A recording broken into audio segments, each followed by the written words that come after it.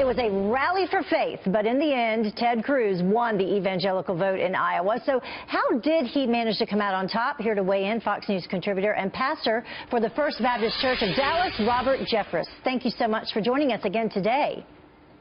Thank you, Heather. So let's take a look at those numbers right away. This, according to a Fox News poll, an insurance poll, white evangelical or white born-again Christians, Cruz winning 33% of that vote, Rubio coming in with 21%, tied with Trump at 21%, and then Carson at 12%.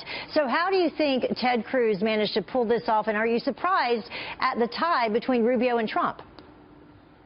Well, I think the way Ted Cruz did it was he had a superior ground game that turned out a larger than expected number of evangelical voters. Interestingly, the Des Moines Register poll said Saturday night if there is a larger than expected number of evangelicals, it would break toward Cruz, and that's what happened. So Cruz had a good night, but I'd suggest Donald Trump had a good night as well. I mean, a few months ago, nobody would have expected Trump to be a real contender in this largely evangelical state. He did well, and of course, Marco Rubio did well with a surprising third-place strong finish. So each man did what they needed to do. Each one is a contender. And you said you were surprised by Trump's numbers. How do you think that he managed to do that, to reach out to these evangelicals and get some of their votes?